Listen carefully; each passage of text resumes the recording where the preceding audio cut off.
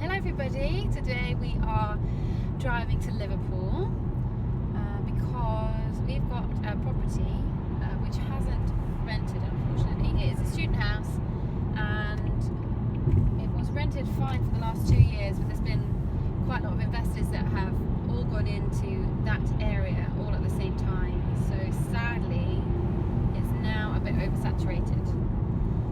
So our house has not rented. It's slightly outside of like the hot spot, so it was cheaper to buy, but now we're suffering because we haven't got tenants for it. So we're thinking about changing up how we're doing it. So there's a couple of different options for us. We could do it as a small HMO, so a house of multiple occupation, where there'll be different tenancy agreements for each of the people living in the house. It's a 4-bedroom house. So we could do a HMO, or we could do serviced accommodation, which is Airbnb or Booking.com, where we have people coming in and out on a short-term basis, and we'll have a managing agent doing that for us, doing all the cleaning, changing the sheets, all that kind of thing. Or we could do a rent-to-rent, which is where we rent the house as a whole to somebody, and then they pay us a guaranteed rent, and then they rent it as they want to, so they can do it as a HMO or Airbnb.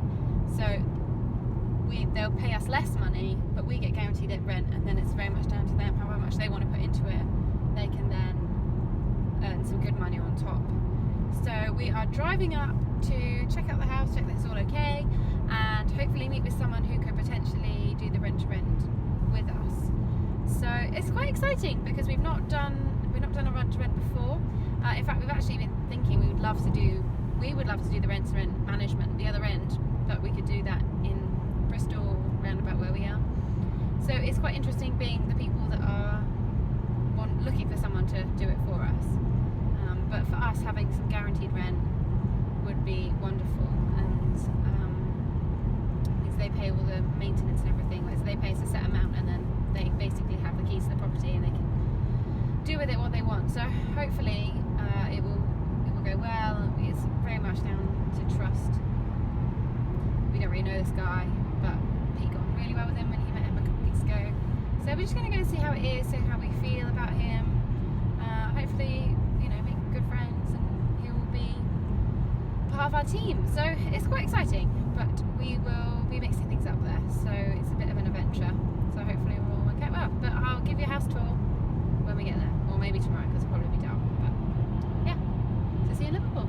We're doing a quick tour of our house that we're about to do the rent-to-rent with that I was talking about yesterday.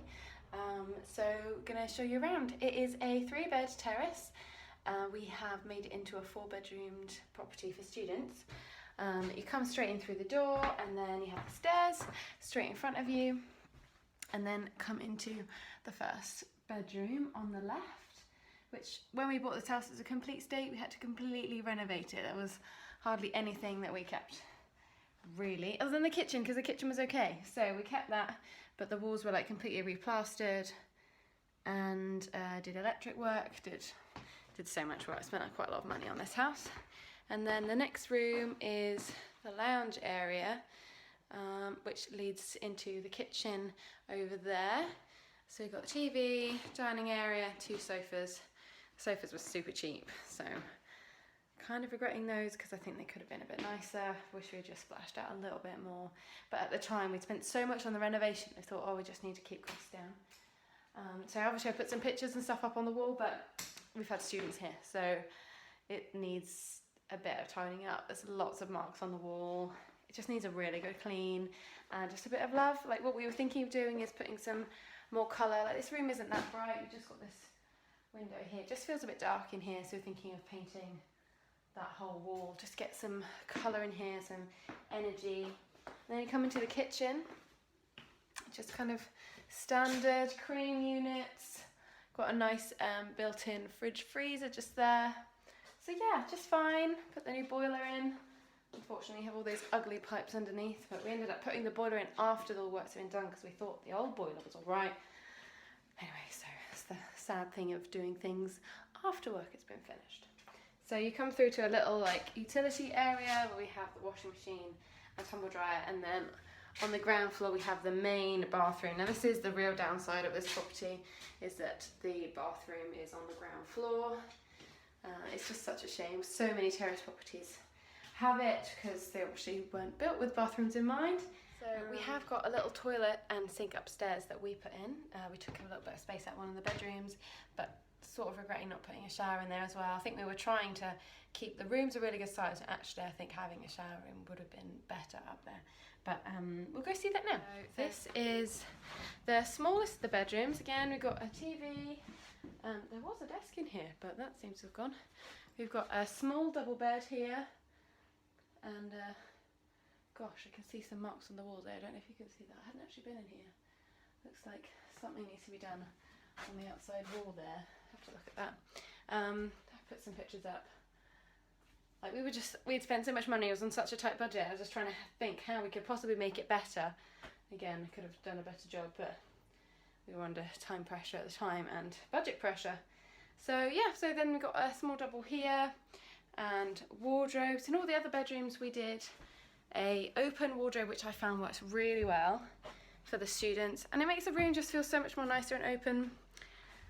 So this is the middle bedroom. I think this one's lovely. Yeah, so here's the open shelf. So we put a pole in and then some shelves. It's just really nice to have that extra space and make it feel nice and breezy. Got a lovely fireplace in this room, and then a desk and corkboard, and then the window right there. So I really like this room. I think this one might be my favourite. It's just got a really nice feel. But then the bedroom in the front of the house, upstairs, front of the house, is the one that we stayed in. We built in some cupboards in the wall here. And then on the other side, on your right, before you go into that room, this is where we put in the little toilet. So behind that wall is just dead space. So we need to push this wall out a little bit. We could put a shower in there, make the bedroom smaller, but we could fit a shower in. Why don't we do that to begin with? I don't know. But here we are in the fourth bedroom. This is a really nice bright room. There you have the open wardrobe again, the bed, some pictures up on the wall, and kind of behind me, mirror, desk, and set of drawers. So, I mean, it's not the most exciting of house tours. It's basically a white house with white everywhere and not really got much character. So, obviously, you know, we did it for students. It's not going to be like super snazzy, but it could have been so much better.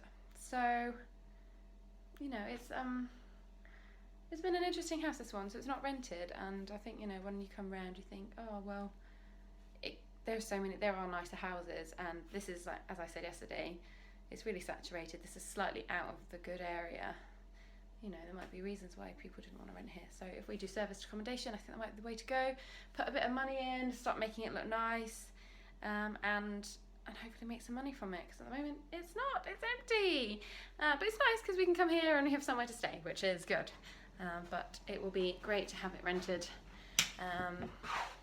soon. So we are going to meet our potential renter. He's going to rent it from us and do the service accommodation for us. We're going to show him around the house, and then we're going to go for coffee and talk about it, and maybe hopefully come up with a plan. A plan would be good. Yes, so there we have it. That is our house. A lot of our houses are all the same portfolio. They're all the same. We renovated them, they were all painted white, they've all got grey carpets and white gloss kitchens. They're all kind of the same. People often say, oh, isn't it so exciting, you have property, you know, is it really fun, you get to be interior designer? Like, in this part of property, it's not that fun because they're all the same. You're trying to keep the budget as little as possible. You've already spent tens of thousands of pounds. You're trying to keep the budget down. You've got to keep it simple, and often the nicer things, like, they really do add up if you put a lot of them in. So yeah, so this house. So it was going to be more fun with the build because I can make it a bit more snazzy. It's going to be good. So, alright, well, I hope you've enjoyed that tour. If you enjoyed this video, please give it a thumbs up and please subscribe below. Alright, see you soon. Bye!